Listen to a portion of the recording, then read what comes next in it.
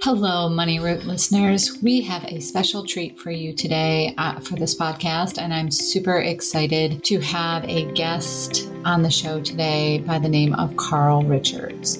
Carl started as the sketch guy columnist in the New York Times from the hills of Utah, crafting clear, I would say very relatable insights about money with just some cardstock and a Sharpie pen. The column ran weekly for decades, and his journey began when Carl actually applied for what he thought was a security guard job, only to find out the ad actually said securities. This slight misstep sparked a lifelong dedication to reshaping how people think about money. Since then, Carl has become a certified financial planner. He built and sold a successful investment firm and has spoken at financial and investment events worldwide, from Australia to South Africa, the UK, here in the United States, major economic centers across Europe, Canada, and like I said, here in the US. His bestsellers, The Behavior Gap and The One-Page Financial Plan, have been translated into over 10 languages and continue to resonate globally,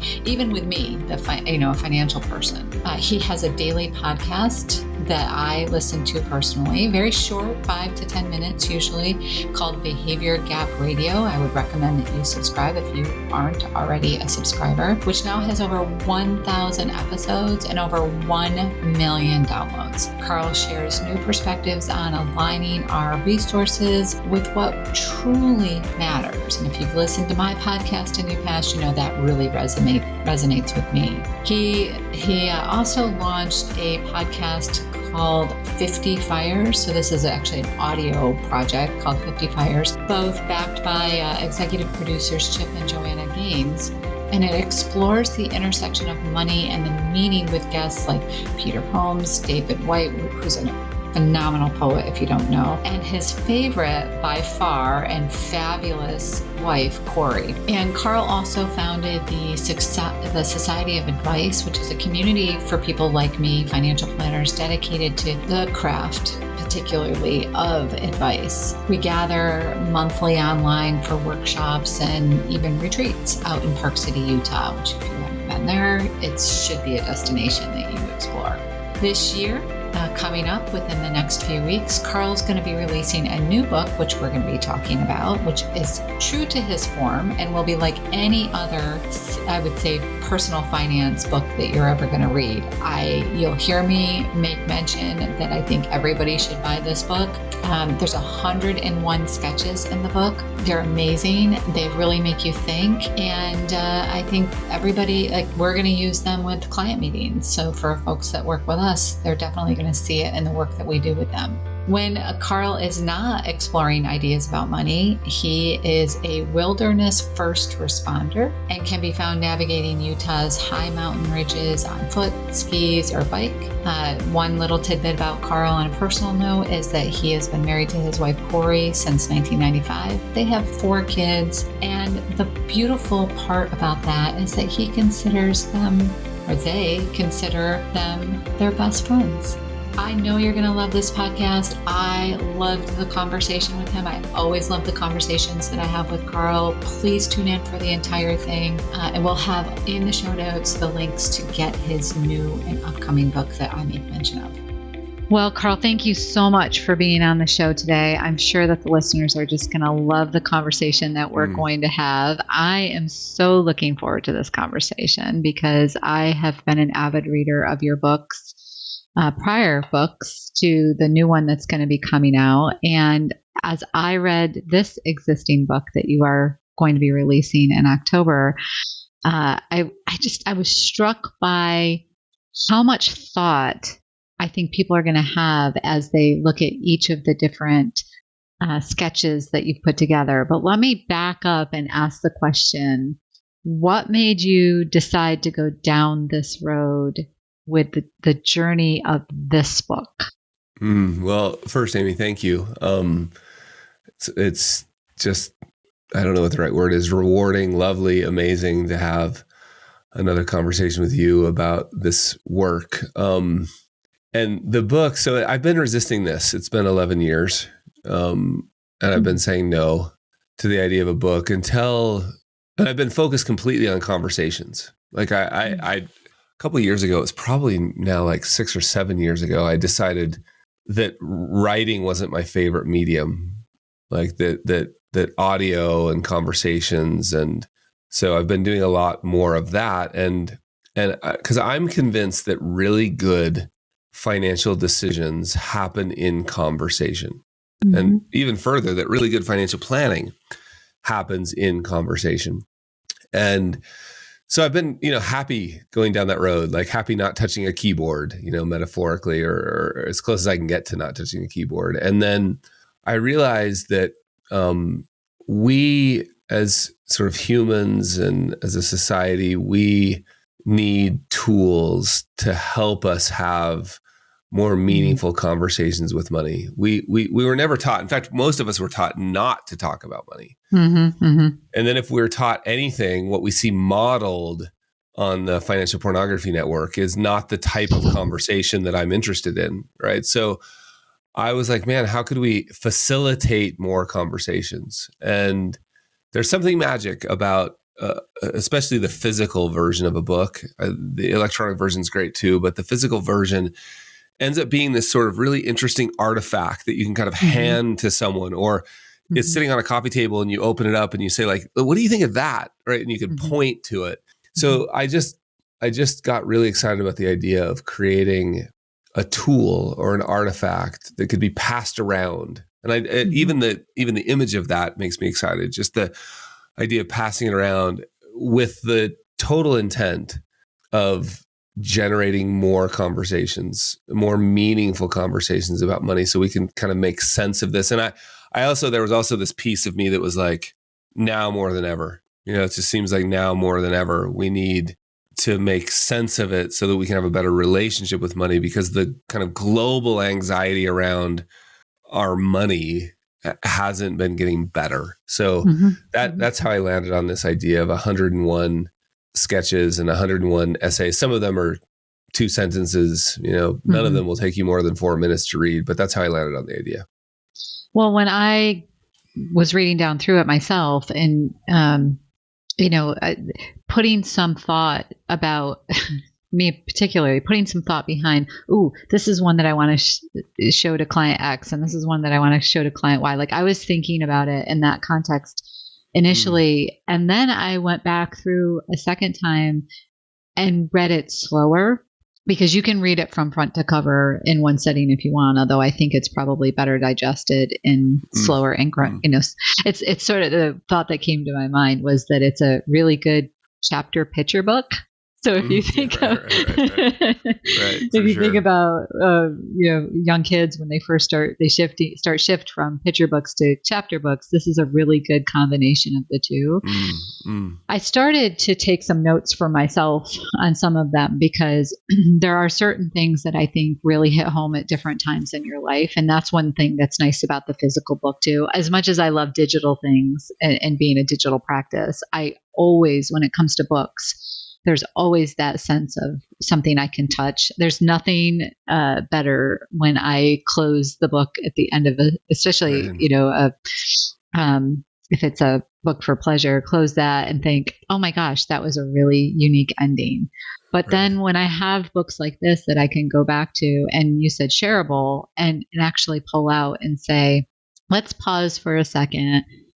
My favorite, just so you know, my favorite sketch out of all of them in this book is You Still Smoke. That's the one, one that stands out to me, because I think that that's something that a lot of people struggle with. You already mentioned the financial pornography, and to me, this is like the best one that sort of fits into that category.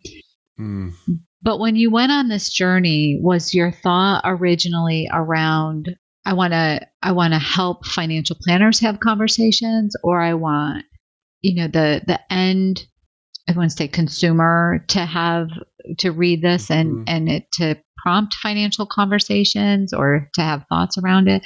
What was your hope? So we've had a lot of conversations around how messy it gets from point A to point B, right? How things Yeah. are all knotted up in between those two stages. And you said it took you around 11 years to actually do this. But what was your initial hope when you actually finally sat down and said, no, I'm going to do it. I'm giving up on the resistance and I'm actually going to do this? Well, I just had in my mind, I always had this vision of, a family sitting around the dinner table, having a conversation about what is enough. Or one of my daughters recently asked me, she said, we're the wealthiest family I know. And I was like, I felt a little defensive about that. Actually, I was like, no, we're not. Don't you know, so-and-so and so-and-so and so-and-so and so-and-so, the private jet person and and I actually did have that initial reaction came out of my mouth. And then I was able to we were on a mountain bike ride. So I had a minute to think. And I said, wait, tell me what you mean by that. Like, what do you mean by, and she said, because I told her, and she said, no, that's not what I mean by wealth. And I was like, oh, what do you mean? He said, well, we really do kind of what we want. Like we spend our time. And I was like, oh, well then, yeah, like I'll take that. But that kind of conversation, right, is in my mind. I'm imagining a family around a table. I'm imagining a couple on a road trip. I'm imagining two friends sitting in the corner of a coffee shop. And there was some question that got sparked, whether the book's there or not, I don't care. And then, of course, in my mind, I'm always like, I'm a big fan and believer in the work that real financial planners do. And I'm trying to separate them from fake ones. And that's a whole nother subject. But there are real ones in the world, as you know. And the real ones, to me, the reason I love working with financial planners is the compound and leveraged impact that can happen. So if a financial planner decides that this is a useful tool, there might be 100 families having these conversations from one financial planner, because that's been historically a lot of my work. Both books have been books that people have handed out quite a bit. And I actually had that in mind with this one. I was like, I want to make this the most useful tool for anybody who wants to facilitate more meaningful discussions about money, the type that we're not having. So I had both in mind. Well, you sort of put that in the introduction. Like your goal is to make this I think you said grenade. Yeah. Conversation grenade. Yeah. I mean, you mentioned that. And I think that as financial planners, we sometimes have to, it's just like a physician or any other profession. We sometimes have to take a step back and look at what we're saying and how we're saying it. And remember that we've studied complex things, but clients are hiring us to make them not complex. Right. And sometimes trying to convey that, at least for me, sometimes trying to convey that is like, okay, how do I take this back a step? How do I actually, a client said to me not too long ago, you just Fisher priced that for me. And I'm so thankful. And I thought, that's great. Okay. Now let me just like solidify how I said that, because, she meant it as a compliment, and I took it as one, because I thought, all right, if I can do that more often, this is what they need. And so kind of breaking down all the different, topics or sections of the book and thinking, all right, how will I use this particular tool to have these kinds of conversations with my clients? But more importantly, how will my clients actually use this when they're trying to communicate something to me that I'm not getting, I'm not understanding? Right. I think that's really important, because if I'm not clearly hearing what it is that they're trying to tell me, then I'm going to give them advice that I think they want, not the actual actual advice that they need.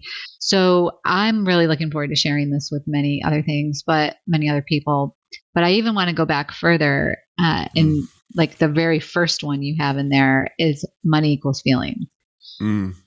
And if anybody has listened to this podcast, they all know I'm all about feelings. Like the number of times that I've talked about the relationship between money and feelings and emotion and that it's all interconnected and all, driven by experiences that we've had in our lives. There's all of that history that's there. You were and are a certified financial planner. You started your career, and I mentioned this in the intro, but you started your career as a security guard, right? So fast forward to you were working in our profession, and if I recall correctly, you were frustrated in a way that you were trying to explain something to one of your clients, and you just picked up a pen and started drawing to try to explain it to them. And that's sort of how the sketches started for you, correct? That's exactly right. I didn't doodle in high school. I have no art training, as will be obvious to anybody who looks at the book. But I do remember sitting across the table, having a familiar experience, and anybody who's given any type of advice, whether you're a doctor, a lawyer, a financial planner, about a relatively complex subject, has had this feeling where you're describing something and you think you're pretty good at describing it, and you're just getting blank stares from really smart people. Like these were, I remember who it was, ER doctor and a technical sales engineer, technical sales engineer. Blank stares. And I remember that almost there was a slight sense, a touch of panic of wait, this topic is really important. I'm doing my best and I'm just getting blank stares. What do I do here? It wasn't the first time it had happened to me, but it was the first time where I sort of caught it. And out of really an act of desperation, I was in a conference room at the firm that I worked for. I'd never used the whiteboard. I didn't really even know what was behind those wood panels. So I busted over the wood panels. I was like, no, like this. And it was as I recall, it was, accumulation, like saving into retirement accounts, and then turning that to turning the faucet the other way. So it was just like squares and arrows and circles. And I just remember though, them saying, oh, now I get it. Mm-hmm. And that feeling was sort of really so I tried it again, and I tried it again. And then I remember one time somebody called me and said, that thing you drew on the board in our meeting, will you put it on a piece of paper and fax it to me? This was back then. Fax it to me so I can show my spouse. And when I saw it, and maybe it was scanned in email, but I just remember seeing it digitally going out, and I was like, oh, I could send this to other people. Mm-hmm. And that's kind of how they started. Mm-hmm. And the relationship, again, going back to that money equals feelings, that relationship of, oh, I got it. Like they felt what you were trying to explain to them. Yeah. Would you say that that's a level of peace sort of came over them because they're listening to what you're saying and they're trying to understand it. And when you brought it to an explanation or a drawing that actually helped them absorb, the visualization helped them absorb, the feeling that they got when they walked away from that was like, okay, we understand the direction now. I think that's the word I would use, is understanding or clarity. And I think the words were like, oh, I get it now. I also love sometimes oh, that makes sense. Sense making. To me, a huge part of the entire thing we're doing here is trying to make sense of this thing we call money. Mm-hmm. And one of the reasons I led with money equals feelings, which just for the listeners, right? It's not a very complicated sketch. It just says money and then an equal sign feelings. Mm-hmm. The reason I led with that one was I was trying to clarify the idea that in order to make sense, the sense making process we're going through of our relationship with money, we need to realize that it is sure, it's spreadsheets and calculators, sure, but that's only a teeny part of it. There's a reason, you find yourself in a fight after opening the Amex bill. Mm-hmm. It's not because of a calculator, right? 2 + 2 always equals 4, but 2 + 2 never equals envy. Mm-hmm. So that's the kind of feelings that that's the kind of feelings I'm pointing to. So the book, when you sat down to actually write it, many of the sketches I've seen in other utilization, throughout, there's calendars, there's other places that I've seen it out on social media.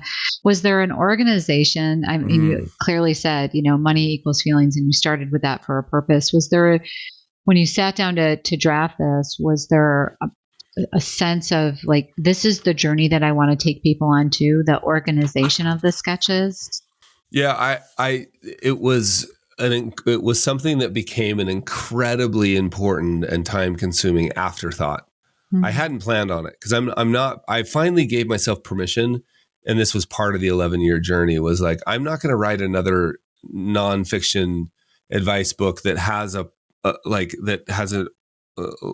narrative that mm-hmm. follows through, like chapter 1, chapter 2, chapter 3. I remember hearing author friends of mine say they were taking 6-month book leave. And I was like, I don't know what I would do. Like, I can't imagine that kind of, but what I did love was these really tight. And I remember saying to my book agent, actually, I was like, I can't write. I remember saying, I can't write a Ron Lieber book. Mm-hmm. At the New York Times, I can't write a Dan Pink book. And she, after hearing that a couple of times, got really frustrated with me one day and said, no one wants that from you. Mm-hmm. They want a Carl Richards book. Mm-hmm. And I was like, oh, what does that mean? And she said, well, tight, concise, like it's closer. It's not poetry, but it's closer to a book of poetry than it is to mm-hmm. one of those other books. So I was just like, let's just cobble together a collection of 100. Mm-hmm. And then there was another one that showed up. So 101. But then at the end, I was like, wait, there's got to be some organization. And I started working. It took weeks of thought and organizing. And I actually have them. I have them all as individual slides in a giant PowerPoint. It's actually Keynote because I don't use PowerPoint. But where you can see the contact page, where you can see all 100 of them, almost as if this very wall. This was where I first wrote The Behavior Gap, the first book, and we actually taped all of the sketches up on this wall and moved them around. Well, I did the same thing digitally this time. Mm-hmm. Spent a lot of time organizing them into these 10 sections, and then thinking even inside the sections, is there an appropriate order? And there's, there's some things that were really hard around, like, does this fit under stillness? Like, what is stillness? I mean, even that I was excited about. I was like, can I have one called clarity? Mm-hmm. Can we move from the origin, the first section, all the way to wisdom at the end? Mm-hmm. So yeah, there's a lot of thought that went into every. Amy, it's just, thanks for asking, just because I'm in one of the requirements for this book. There are parts of the past book that I look back on and I feel like I punted a little bit. Like I just sort of like had to get something done and it had to be a certain word count. This book, there is not a word that I didn't labor over. And there's some things that I will probably be like, oh shoot, I kind of missed that, of course. But as of right this second, there's not a single thing that I'm not proud of, including the organization. And that felt really good to me. And that was kind of the requirement. It was like, if I'm going to do this, I got to put that level of thought into it. Well, for the listeners too, there is 10 sections to this book, right? You mentioned a few of them. Section 1 is origins. Section 2 is mindset. And I think that it's really important when we're talking about money to get in that mindset. We spend a lot of time asking people to envision themselves the way that they think they want to be. And that often takes on a different vision than what they think they ought to be. So, there's a big difference, right? So that's section 2. Section 3 is clarity. Section 4 is action. A lot of people think that that's where it stops. Okay, I'm taking action. That's where it stops. But you go on to talk about, there is a section about investing, but it's not the type of investing that a lot of people think it's going to be. And I'm not going to get into the detail because I want people to actually purchase this and actually dig into it and explore it themselves. But section 6 is risk. 7, you mentioned, is stillness. 8 is growth. That to me stood out like, oh, we're going to go from stillness, the chance to actually think and be still, and then I can grow.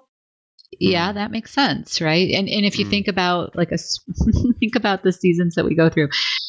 In the winter, things are still, and that allows for the growth to happen in the spring. So it made real sense to me that growth came after stillness. And then 9 is tomorrow, and 10 is wisdom.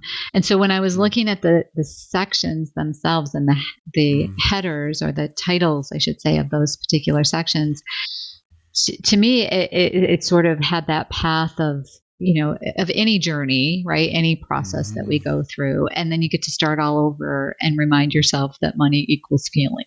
Like if you go all the way back to the beginning, and even the final attitude of gratitude, like that, I don't know if that's the one that you added at the end, like that's what made it 101. But even having that for your final thought in the book. And when I mentioned earlier that you close the book and you think, wow, that was really delicious. You get to go all the way back to the beginning and say, but money equals feelings. And the two interconnect, in my opinion, the way it ends and the way it begins. Is that was that the one that actually was the extra one that showed up, or was there one somewhere in the middle? No, it was that one. It was in the sketch. I was trying to, basically thank the reader. And then I realized let's make it really useful too. And so there was a lot of conversation. I'm really grateful to the editorial team that went on this journey with me, because there was a lot of conversation about, I'm not sure this is personal finance. And a lot of oh, okay, I see that.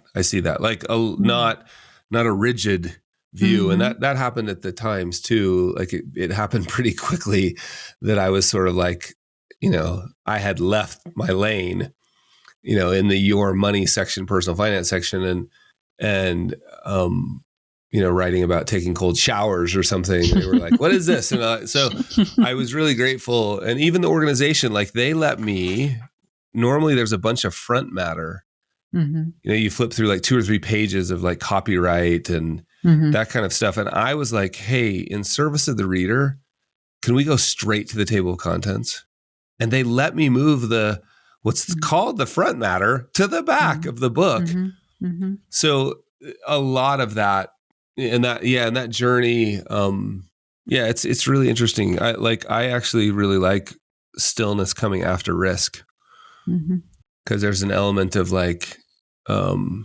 dealing with risk and uncertainty can be a little tiring. I need a break. I need to process. We have a new hunting gun dog, a bird dog. And I took her to training a couple of days ago. She's 5 months old, where she got introduced to live birds for the first time, pheasants and quail. And after she was done with her run through the field, which was a half an hour with people telling her a lot of things, and the head trainer there said, okay, now go put her back in her kennel, leave the back of the truck open so she can see the field, and she'll just process. And I was like, oh, that's so interesting. And she did. She sat in the back of their kennel. She watched the big dogs run around. And I think there's something about the idea of hey, can we take a break and process? Can we put ourselves in a situation where we're safe and comfortable? We know the environment, and can we process? And I like that idea of after exposure, after risk, after movement, process. So yeah, there's lots of things that went on in thinking about this. Yeah. Well, it's, like I said, it's a great book, in my opinion. It's going to be one that we definitely use at our firm to have conversations with clients. Risk is actually an area, and worrying about risk is actually an area that a lot of clients that we work with have a tendency to come with concerns. I wouldn't say they come with the idea of risk. They come with the concern of fear and the risks that come along with, the fears that they're having. To be able to pull some of these out and say, okay, let's think about this in this particular way or that particular way, have a conversation with them. So we're very much looking forward to having this, not only as a reference for us to work with clients, but to give to clients too. So super, super charged up about that. It's not often that there's many books that I would be willing to actually say to clients, here, read this, because you get lost in the language. And there are some really good authors out there that I really respect, that are finance authors, but you get lost in the minutia of the language. And a lot of these are very short and to the point. Like you said, it's almost like reading a book of poetry. You read something and then you get to think about what the words are, and you have the image that goes along with it. So we're very excited about it. I haven't shared the actual book, obviously, with the team yet, but I've told them that we're ordering some and that they're going to have some to be able to Well, thank you. to utilize as part of our practice.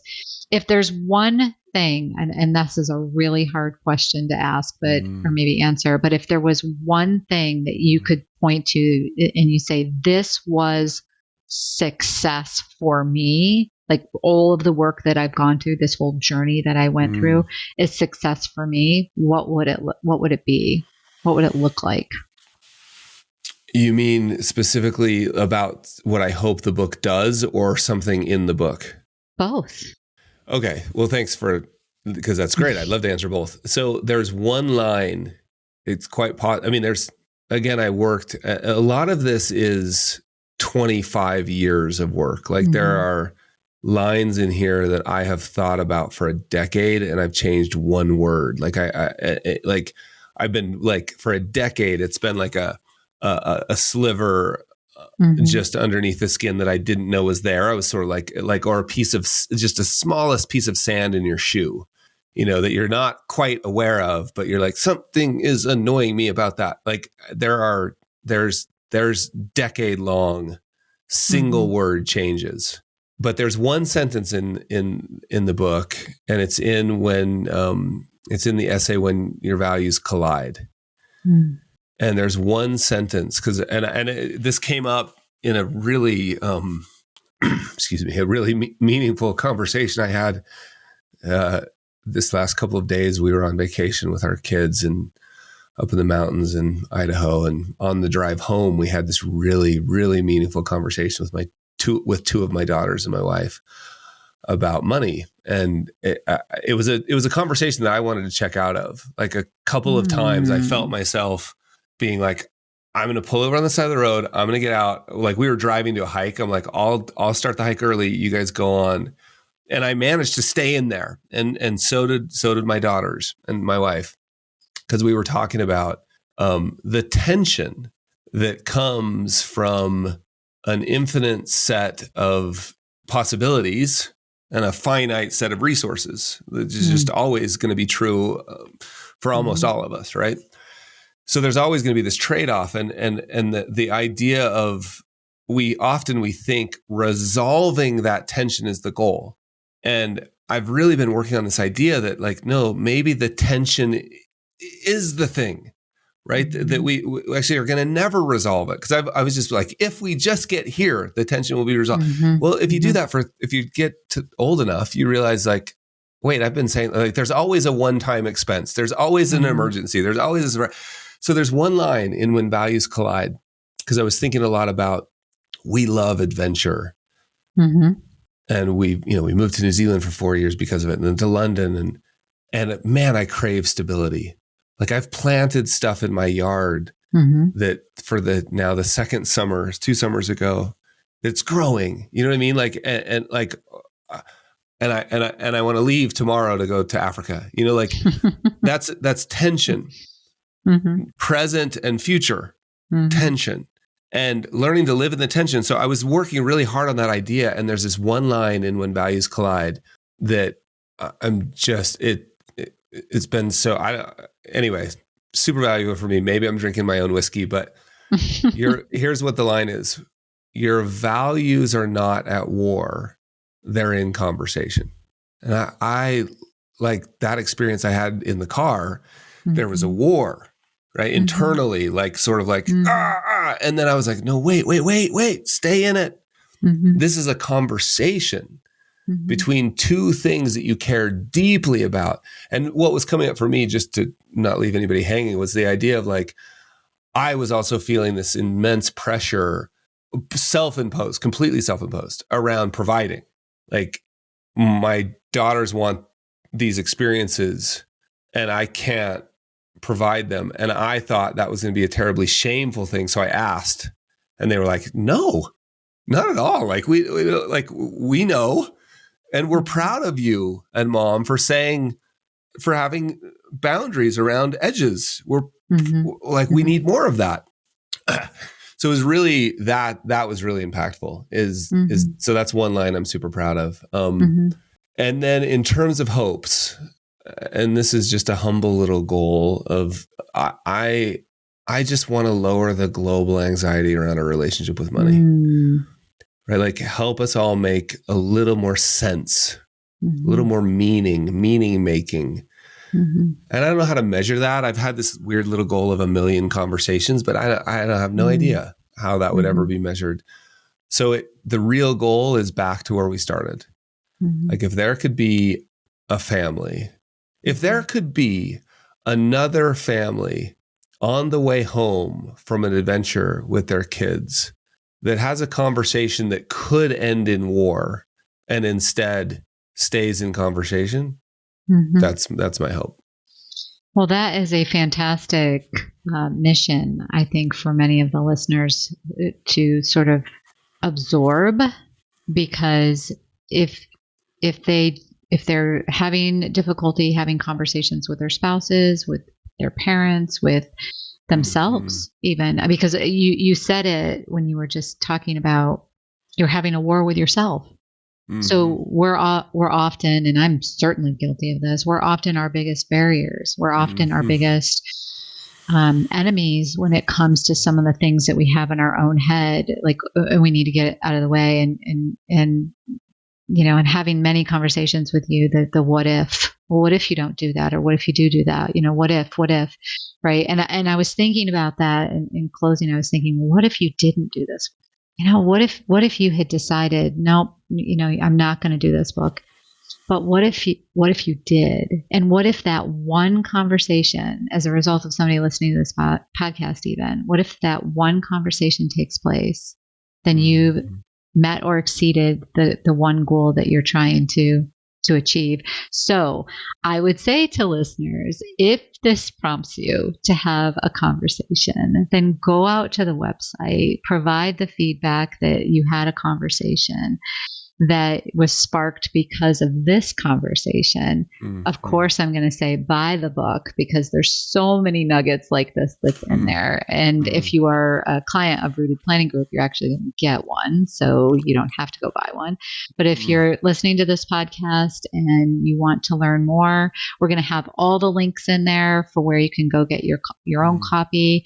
And I would strongly encourage you, if you're on a journey with money, if you're on a journey in life and you're trying to figure out how the finances engage with your life, the money engages with your life, I would say this is a completely different kind of finance related book that you will love, just picking up and reading a couple of pages, digesting it just a little bit, circle your favorite, dog tag it, like highlight, like this is one of those books that you have I think it's one of your poem books that I've seen before that's like dog tagged. It is right. Well worn. David White. Yeah. So worn. Clearly it's very meaningful to you. And I think this is one of those that's going to be there in the future that's like that. So I just want to say thank you so much for taking the time. I know we went a little over, but taking the time to share your journey for this book, your mission that go along, and in the dream of it, because I think that's one of the things that if people walk away knowing that sometimes dreams take 11 years to realize.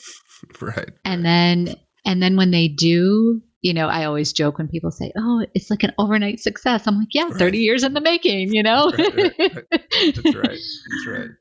But here's a great case of something that took some time, some energy, some thought, but ultimately came to fruition. And so, just give yourself some grace if you do have that vision and journey in mind that you want to go down. And again, Carl, thank you so much for taking the time out of your busy day and your busy life to share this with us. We really appreciate it. Amy, really, honestly, there's nothing I'd rather do. These conversations are so meaningful for me. So thank you for taking the time and the thought you put into it. I do a lot of these, and it's very obvious when people have invested a little bit of thought, and I'm just humbled and honored by it all each time. So thank you. Thanks for listening to Money Roots. Until next time, keep your finances grounded and your future growing.